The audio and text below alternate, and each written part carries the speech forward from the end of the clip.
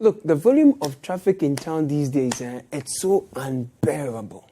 I mean, to the extent that everyone I come across is thinking about moving around in an Airbus. It will be so chaotic up there. I don't even know how that's going to happen. But the others want to procure some of these stolen, excavators so that they can independently build some underground trains for themselves. I, again, don't know how that's going to happen. But we are still looking for individual one who doubles as a government official to help us get some brand new Airbuses this time around. I'm not sure, though, how many intermediaries we would need for that kind of expedition. But this is Backpage, your new satirical show on Citi TV. Of course, wherever you are, whether you're in an Airbus or you are in a stolen excavator, we are live on Citi TV. You also find us on DSTV channel 363.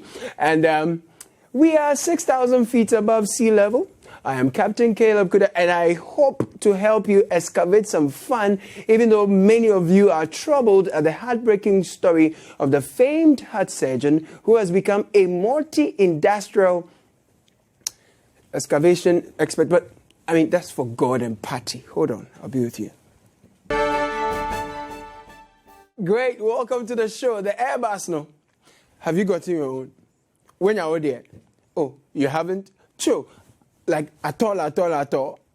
Well, me cry, it's not like I have my own, but we need to find individual one, a.k.a. government official, and his agent, a.k.a. intermediary 1, 2, 3, 4, 5, 6, 7, 8, 9, 10. How many were there again?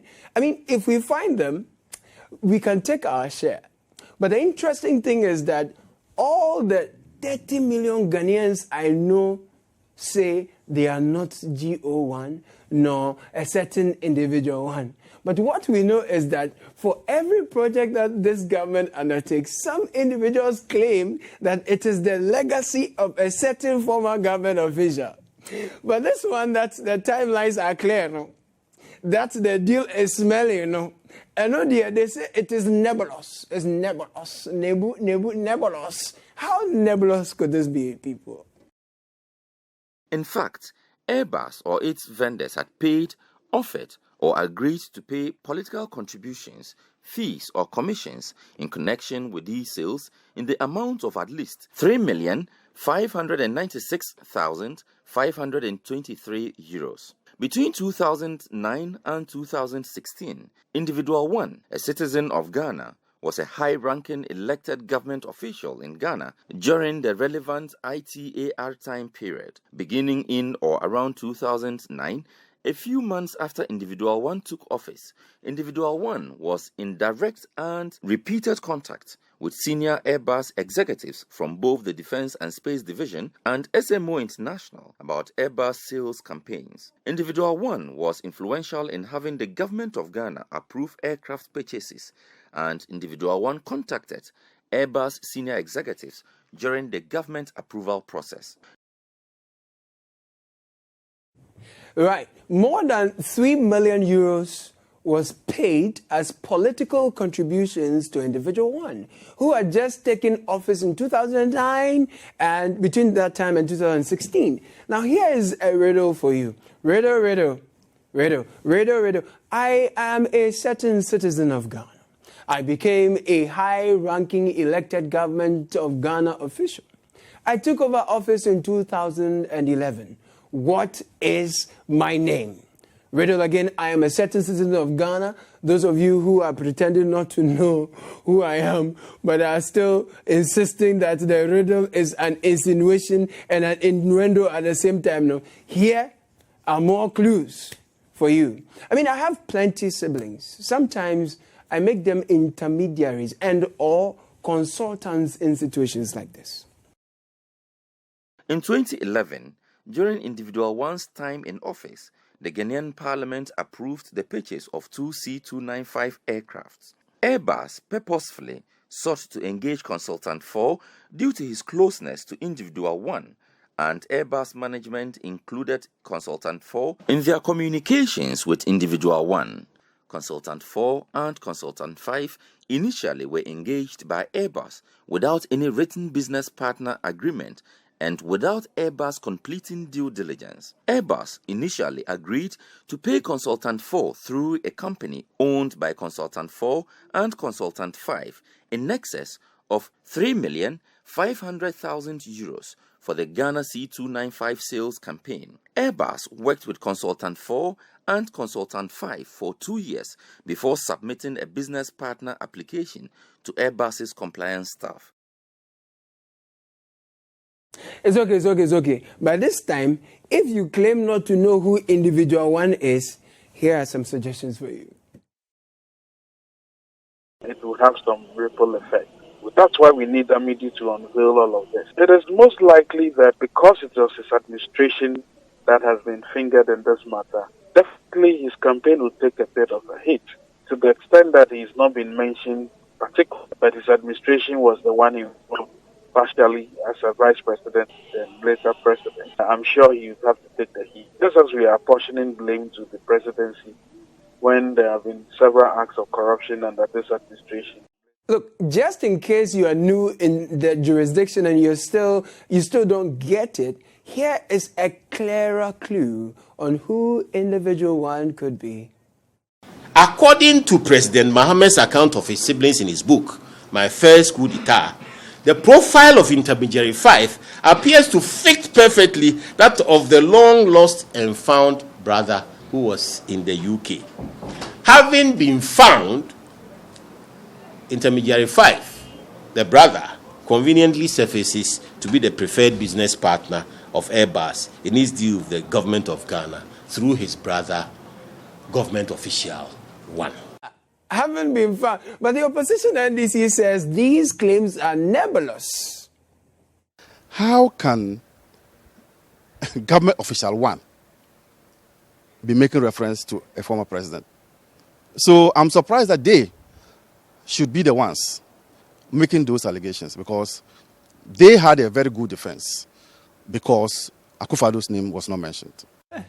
Clearly, no one within the previous administration, right, that period that this time happened, is proud about it. In fact, they are all running away from their shadows to the extent that when key government officials, not the government official, but key government officials asked about the value for money audit on the Airbus thing, they begin to accuse journalists of not reading the Crown Court's ruling. Who did the value for money audit? You see what you are saying? No, I'm saying Bernard, I thought you were the host. Yes, I'm asking you a question on the basis of the document. I'm saying that when we bought the aircraft, there was value for money. And there was an audit of value for money. Done by who? Listen to me. You have not read the judgment. Oh, please. Bernard, you have not read the judgment. Listen. I'm asking you a simple question. Simple. If you have read the judgment, don't worry. Please. Maybe I'm not literate. I can't read. I said, who did the value if for you have money read audit? the judgment, Yes. you will see in the judgment that the British court said Yes. that the countries that bought the aircraft were not shortchanged. Now, this is a clear case of if you can't convince them, confuse them. But it's not everyone that you can confuse like that. Honorable destiny. I think you know this one. Share. Don't try at all. Unfortunately, for those who are busy nebulating the characters in the Airbus, videos like this don't lie. We have civil pattern and military pattern. Yes. And we sat down, my team sat down with the manufacturers, and this is what we came up with. The configuration that has to be done, they are not matters of dispute. It's the basic that we are talking about. And the SAA, Mr. Speaker, he knows that the capacity of that one is even 112 and not 114 that we are talking about. He knows that. Now, upon closer interactions, the former minority leader, who is now the majority leader, says when he was warning Individual 1 and his people against buying an Aboboya Airbus, they simply didn't listen. Obviously, the solid was juicy. A second-hand, if you like, a third-hand plane, right, that they procured. The price was higher than a brand new plane. To be honest, this is great news for any incumbent candidate whose predecessor seeks to unseat him. The incumbent is really milking this to the advantage. But you will remember that in many situations when appointees of this administration are accused of corruption, His Excellency, the President of the Ghanaian people, will clear them fast, sometimes even before the competent Criminal Investigations Department of the Ghana Police. If you doubt that, you can go and debate them or get transformed. Even before the CID will release their expected outcome, exonerating them. Well, it so happens that one of the corruption clearance beneficiaries, if you were NAPCO, would have said, who people say was spared, as in government wasn't serious about dealing with his case, has revealed that this government will take the Airbus scandal seriously. The president has referred this matter to the office of the special prosecutor, rightly so, to have it properly interrogated and investigated. The people of Ghana deserve to know who this so-called government official one is.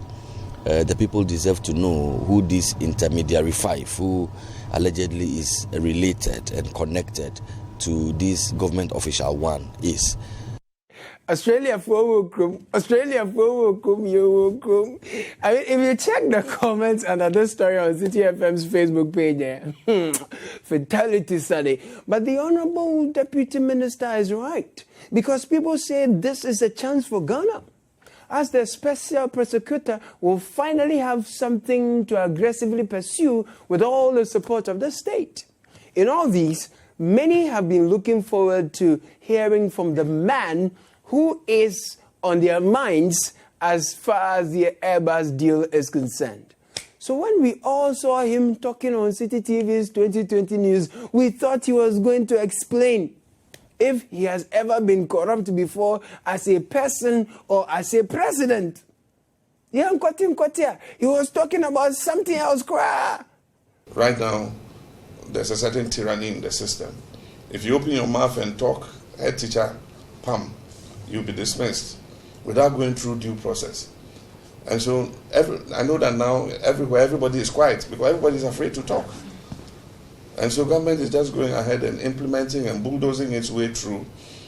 And the question you ask yourself is, what is the quality of those children that are going to come out? Oh my goodness, this is what footballers call Sulia. But Muhammad though, oh my God. Special prosecutor will reveal who individual one is by November 30. Don't worry. Where the fresh memories of this scandal will upset so-called floating voters. But like they say, the stick they used to beat Techino, they will use the same to beat Ban. So God being so good, by the second day, the Airbus scandal had given way to a beautiful scandal that slaps the incumbent government in the face. In fact, this week, it's been scandal after scandal. Oh, yeah. Scandal after scandal. After scandal after scandal. Yeah. Scandal after scandal. Yeah. After scandal after scandal. Yeah. So what is this other scandal? Well, they say the NPP government apparently has put the Galamsey menace on life support, secretly nursing it back to life after an initial The cabinet, when we decided the time had come for us to put the weight of government behind the decision to try and stop illegal mining in Galamsey, we composed a cabinet of very responsible Ghanaians, headed by a very renowned, eminent figure in our country, Professor Kwabena Frimpong Boateng. And they are the ones who then designed a program for us. As for the Brofodia, it's sweet palm in Canada.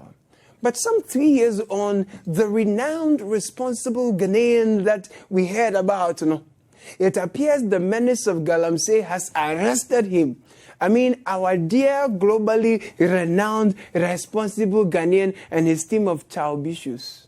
When we went out to check, the number was far lower than that. I can't tell exactly what, but it was far lower than the 500 that was initially declared. We sent people out there to talk to the district assembly, and we got Vanguard involved, and most of them had disappeared. Now, if the excavators, huge as they are, can be stolen, missing, or rather fly away, 500 excavators, 500 of them, then what becomes of the 200 drones that the government says it spent $3 million to procure in the fight against Galamsey? Already, these drones, they fly that. So you can imagine stealing them will be simple. I mean, the drones getting missing wouldn't be a difficult thing to do at all. After all, the tough-talking, vow-making speeches to put the presidency on the line, is this what we get after all those talk?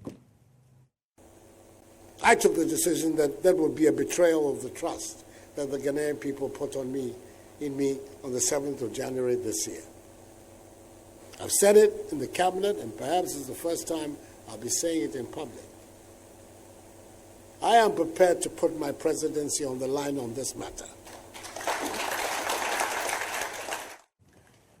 Now, tell me, are we doing what is right or what will help us win 2020?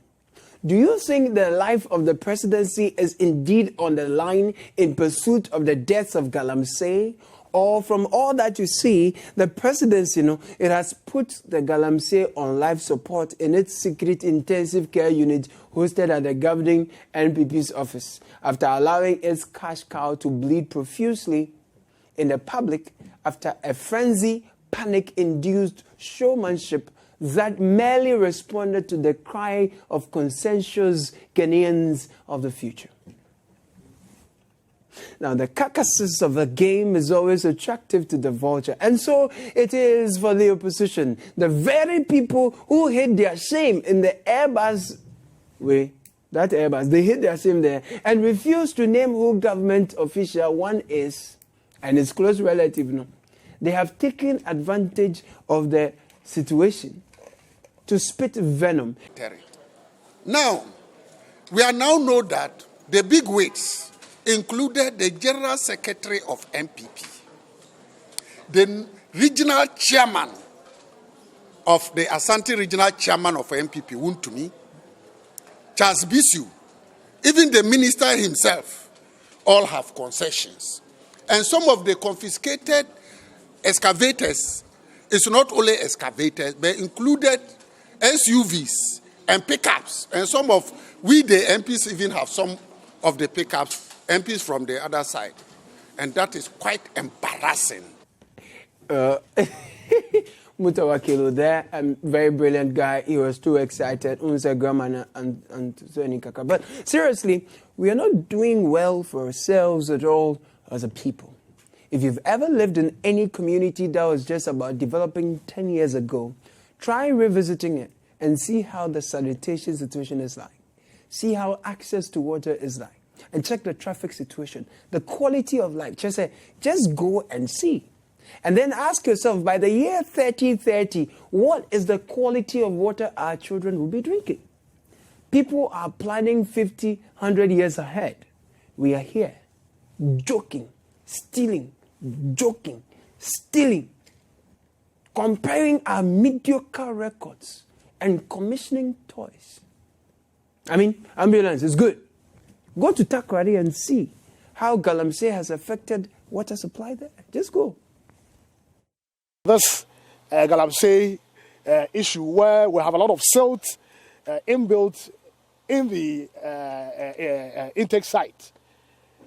As this Galamsey activities is going on, it brings along a lot of silt, and they come to deposit at our intake. So we need to take these silts out so that we can get a lot of water to be able to produce.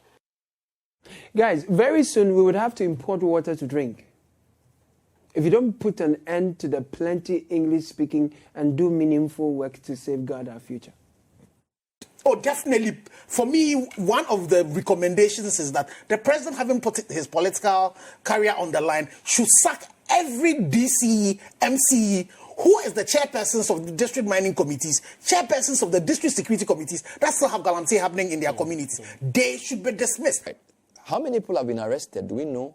Because there was also an issue of the judiciary. Yes. And I think it's been one of the weakest links. Before this excavator issue came, it was the weakest link because the last time I heard the Refugee Vanguard commander talk, he was talking about 5% convictions.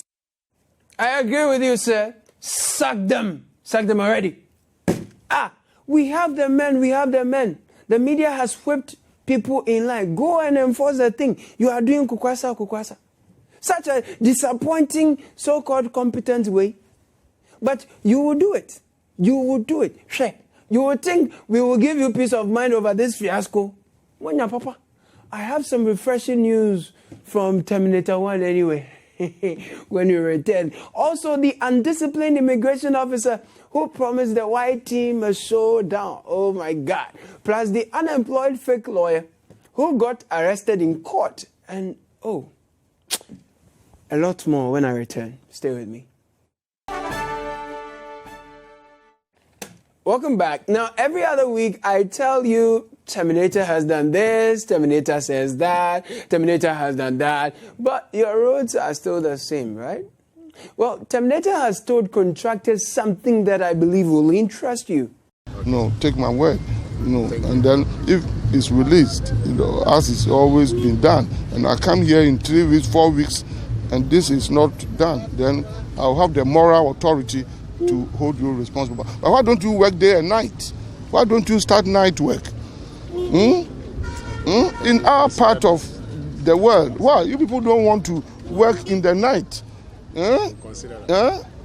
Or you enjoy sleeping in your homes, your bedrooms, in the night.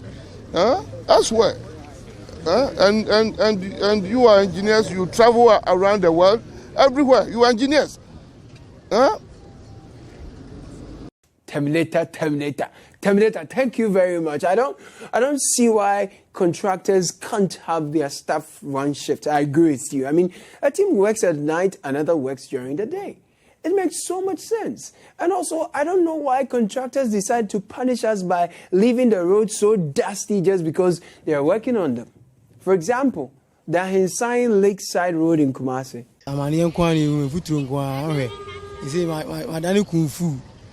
Yes, Blanqua, we futuro.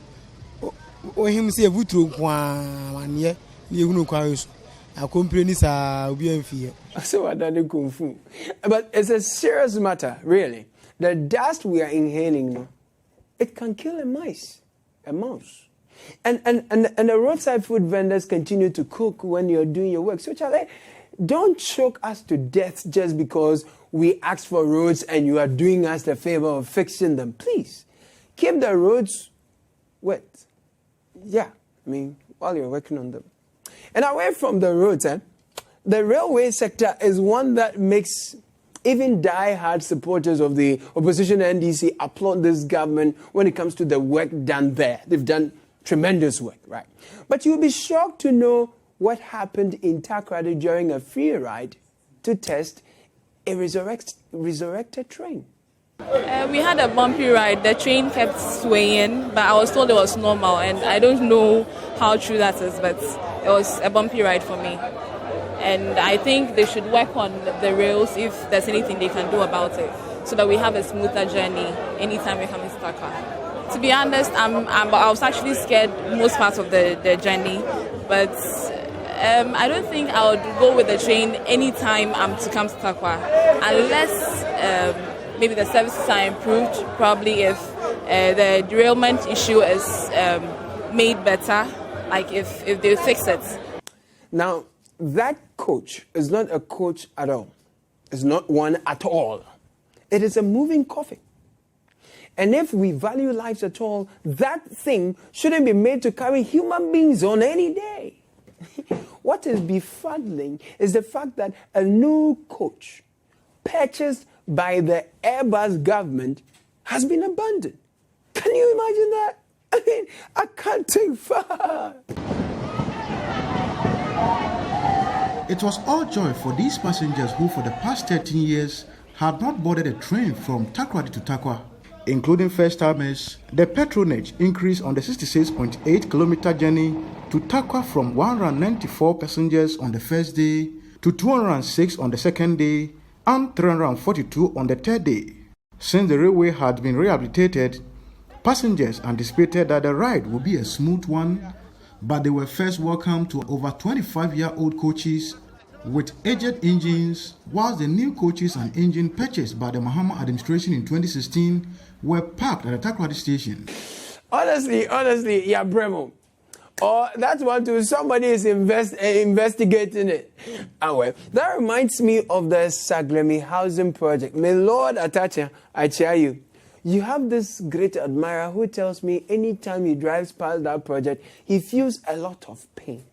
Please, if you don't want to cause this government to lose his vote, better do something about that Saglemi project. Quickly. Now this guy I'm going to tell you about, he's a genius. He made himself a lawyer. And the story is on citinewsroom.com. And it says that during the trial, 34-year-old unemployed Idrisu Yaya informed the trial judge, His Honor Alexander Graham, that he was the counsel for the accused person. The judge became suspicious because normally, if you're appearing before a court for the first time, you need to introduce yourself properly so that the judge will acknowledge you as a legal person who has been certified, and the judge was not really convinced about this sort of response that the suspect gave. So he asked the suspect to identify himself by his registration number and his license, and the answer he gave, no, it was not convincing. So the judge ordered the police to arrest him. So sorry, my brother. I mean, better luck next time. I love your courage. Before we part ways, though, some people say the husband of this immigration officer must be reporting to DAFSU quite frequently from what they see. Give me my key. I said, give me my key. Just you to give me my key.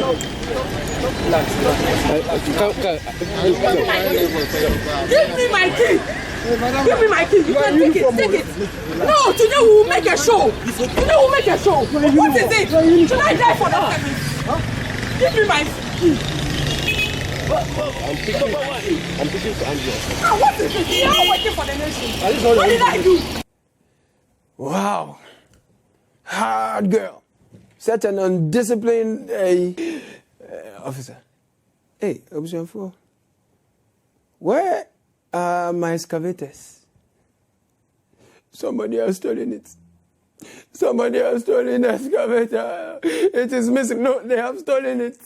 Help me find the excavator. Oh my God. I'm dead. They have stolen it.